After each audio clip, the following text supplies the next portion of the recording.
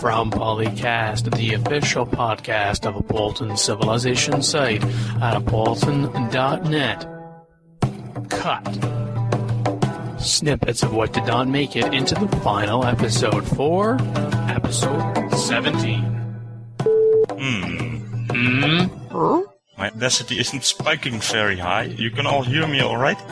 Yeah. Yep. Okay. Yes. Oh, I'll trust it's okay then. We can volumize you later. Yeah. Oh, goody. Well, that says they're thrilled, Dan. Whose audacity has little weird spikes in it? Me. Yeah, not mine either. Not me. Mackie Rich, now is your turn to deny. So don't look at me. I don't know what that's all about. What spikes where? Oh, yes, and of course, Mackie. Hello. Hello. So who wants to do the real introduction? Because that was terrible. It's because you weren't trying. No, I wasn't. Welcome to PolyCast, the official... Oh, wait, if I say the whole thing, then it'll be done. Nice try, you guys. Very smooth. Almost, Adam, almost. We need somebody with one of those sound effect boards. You can push random little sound effects in the middle of the podcast. That's what we have done. Okay. I just heard somebody pouring water, or they were having a pee or something. That's as much as I could say. That was last No, week. that was the last episode. Yes, you guys will be able to hear it in cut. Imran forgot to turn his microphone off when he left early. We had another show. We still haven't told him either. Oh, nobody's done. Shh. No.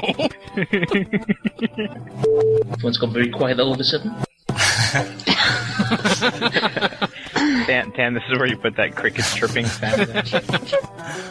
Can you emulate the sound of tumbleweed rolling by? I was just thinking I put tumbleweeds in, but this is not a visual medium. You see the movement of any AI players that take their turn between the last human player and you. Okay. Well, I think there was a problem where only one player was being able to see that. Well, Yeah. if that player was you, then...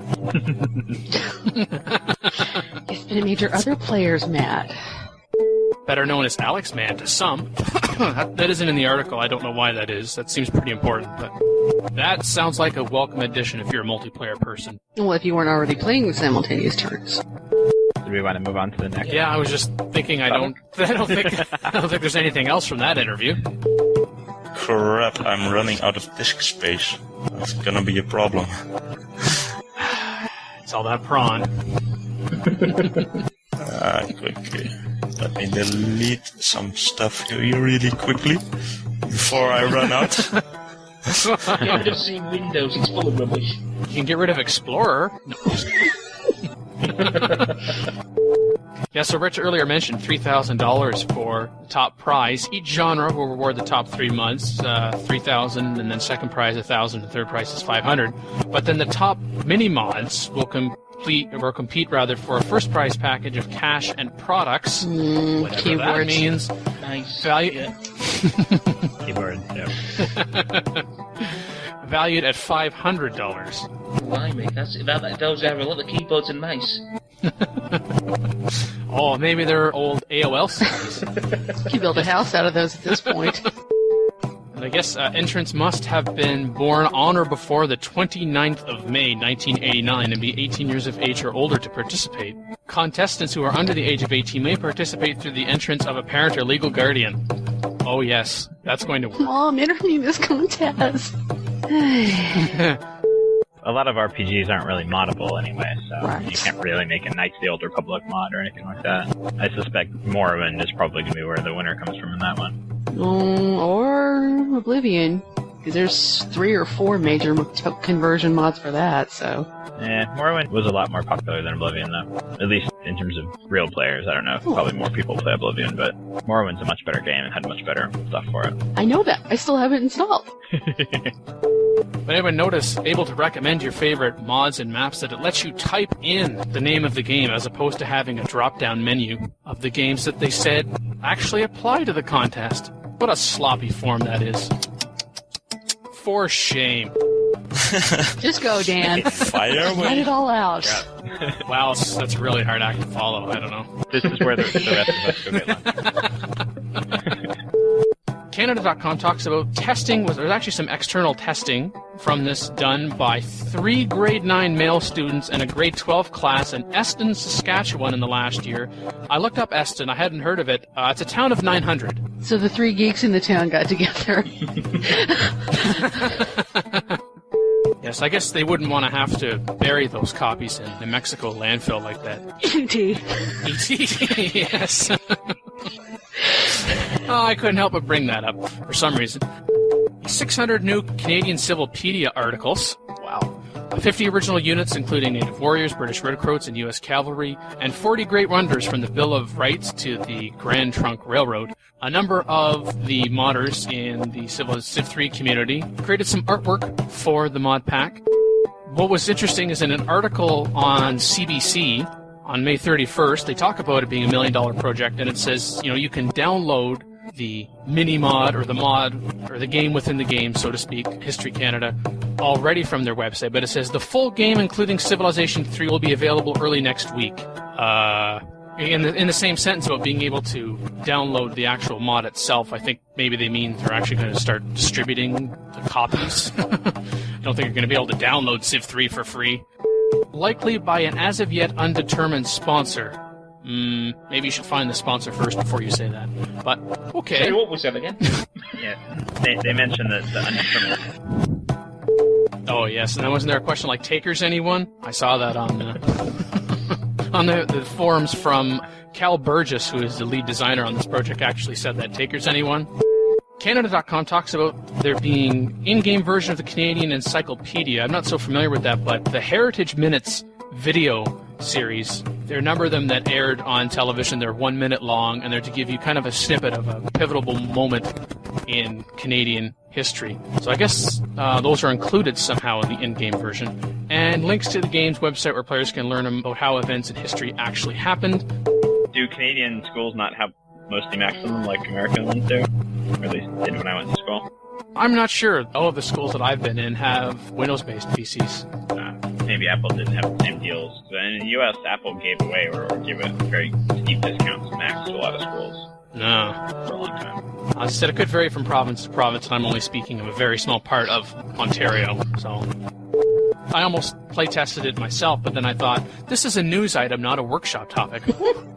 This was the longest time anyone spent on Civ 3 since Civ 4 was released.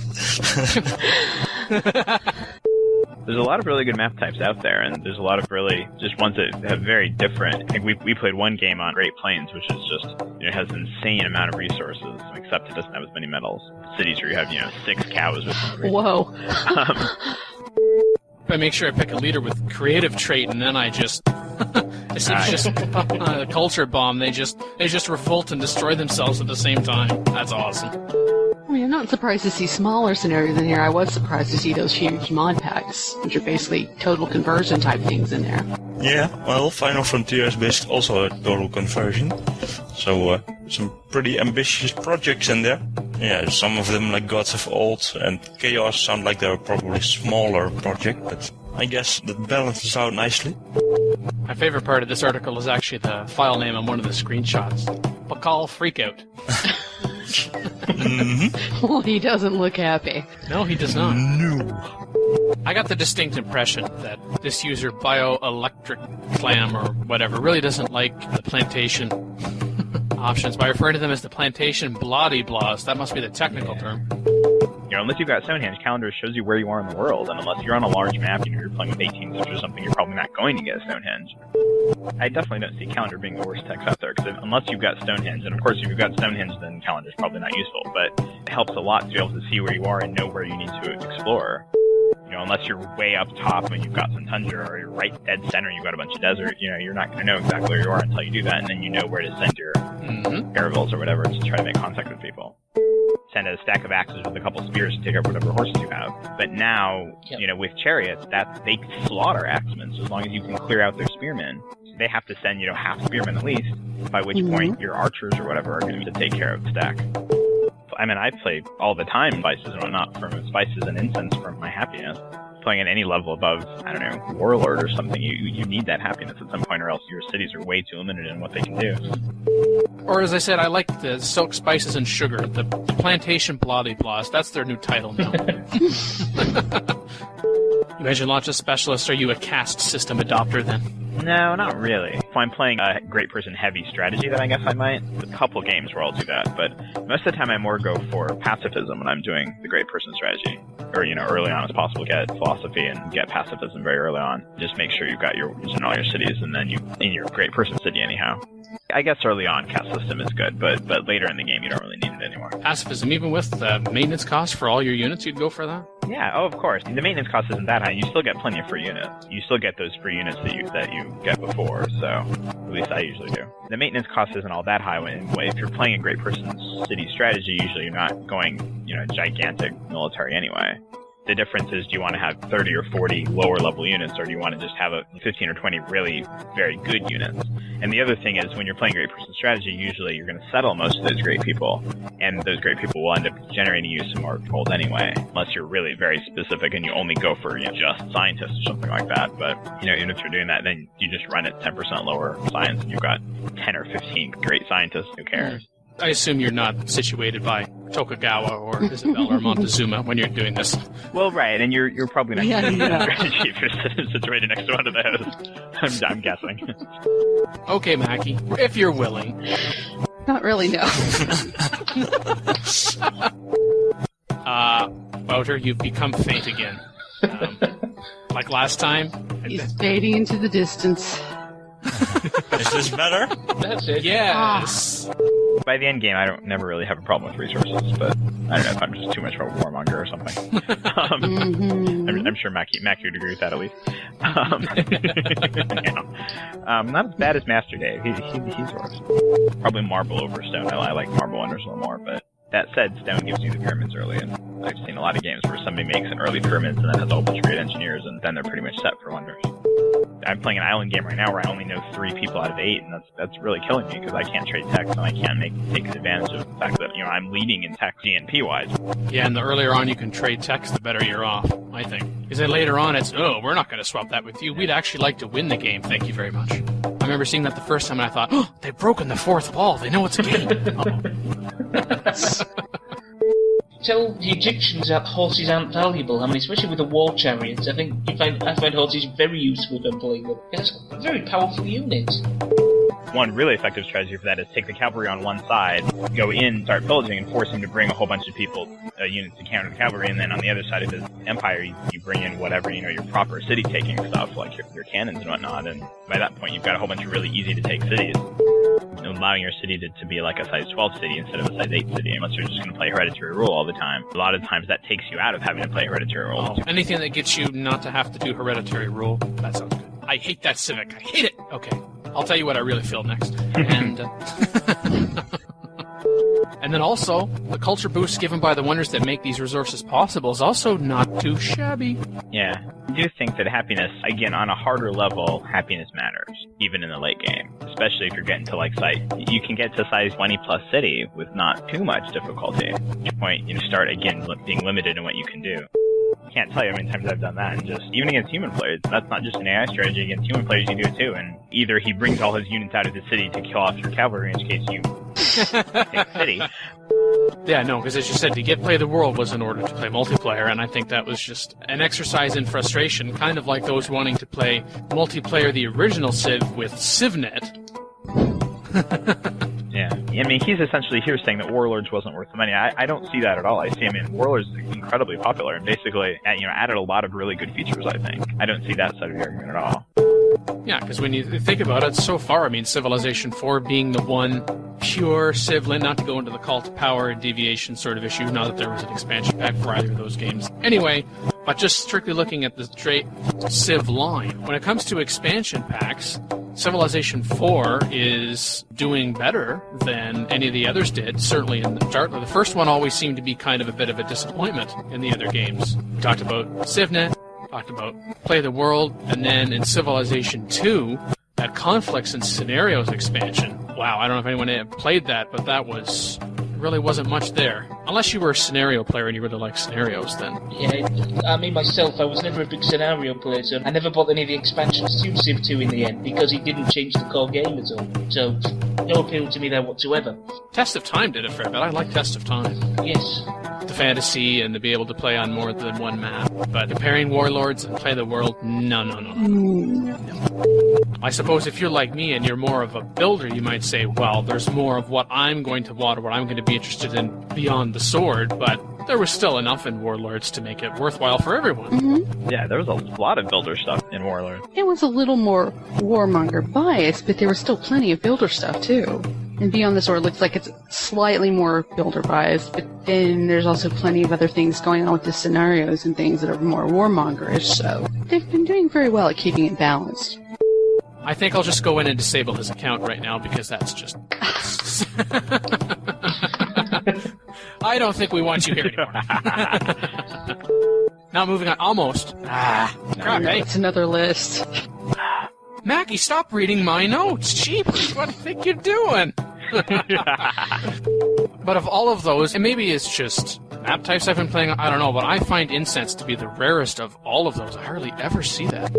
I remember there was that one game with Dominate that we played that was sort of water-ish, the one where Jaguar was right up next to him, and he was, he spent the whole game taking out Jaguar, and I just brought in, a bunch of galleons full of, I think it was actually infantry in that game, but cavalry, it works better with cavalry when it's not a water game. I took like 5 of his cities, just plopping them in. He had all of his stuff on the other side of the Empire. You showed cavalry him. And land maps, you can do that very effectively. No, he still won the game horribly. I just made a little small dent.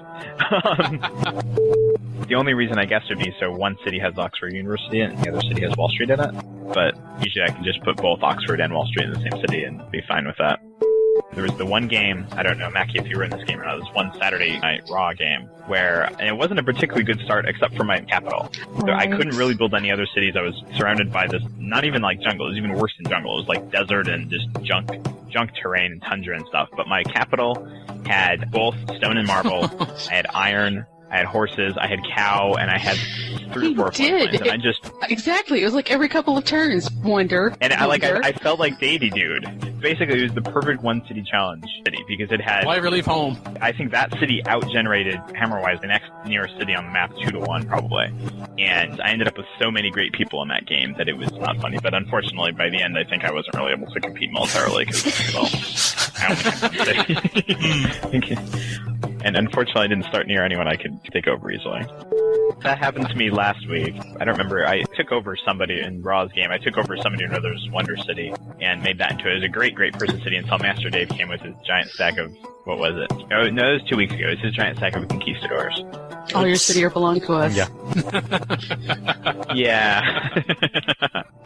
This thread was started at CFC by Cossack. What to expect from specialized cities. Playing on Monarch with around 60% domination, some culture victories, but few that were impressive and feels he needs to manage his economy better. I'm reading his last sentence there. How many beakers from a science city? I never have a commerce city. I guess my science city is also my commerce city to some extent, but I get enough specialists that I don't really need. I can run at 90% science the whole game pretty much, except for, there's that little period in the middle where you dip down a little bit because you're expanding. You need to expand that early expansion phase, but after that, usually, have specialists and whatnot. I would have a science city and then a wonder city, and then I'd have my great person city.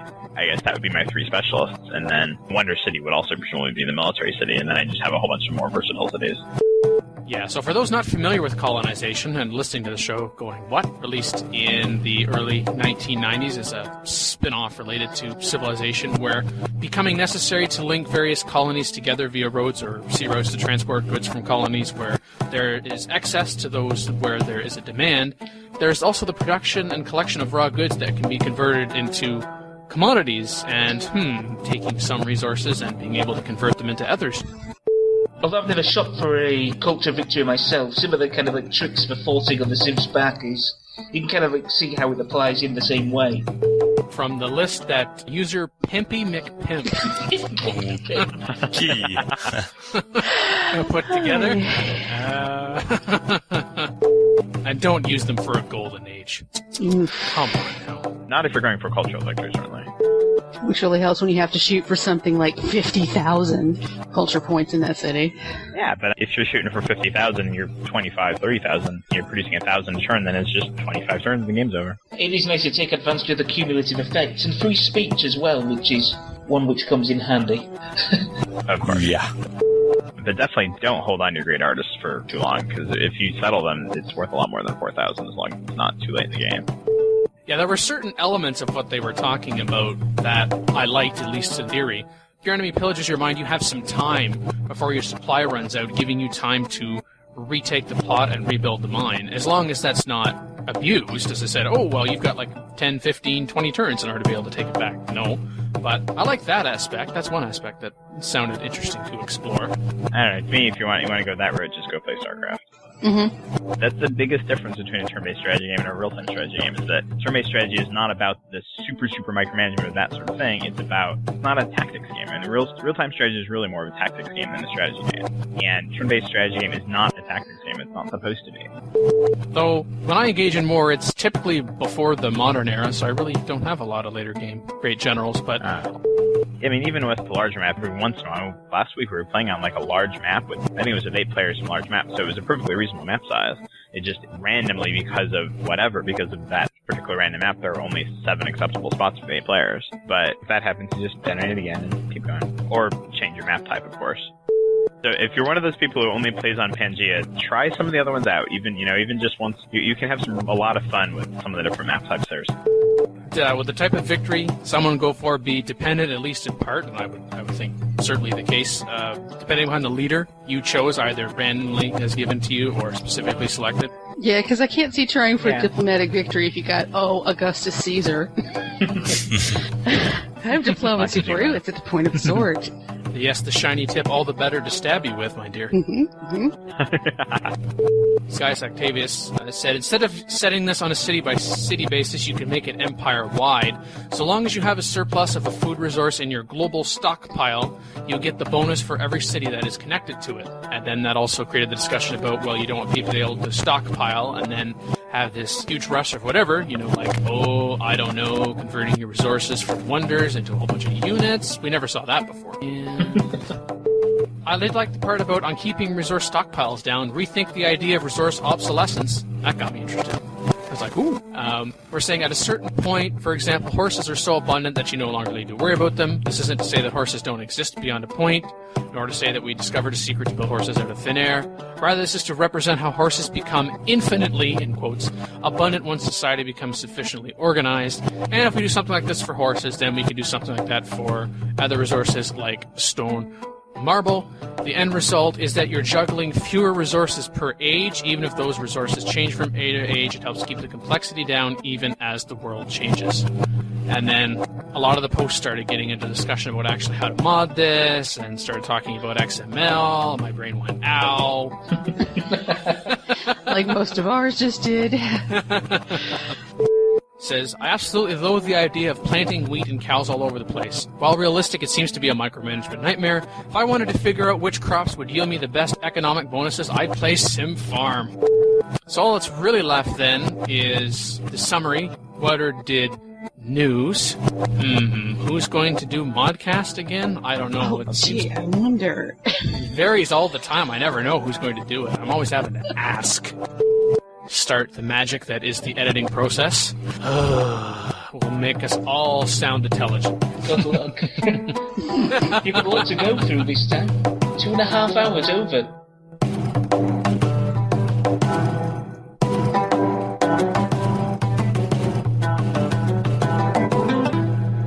Copyright 2007, a Bolton Civilization site at apolton.net.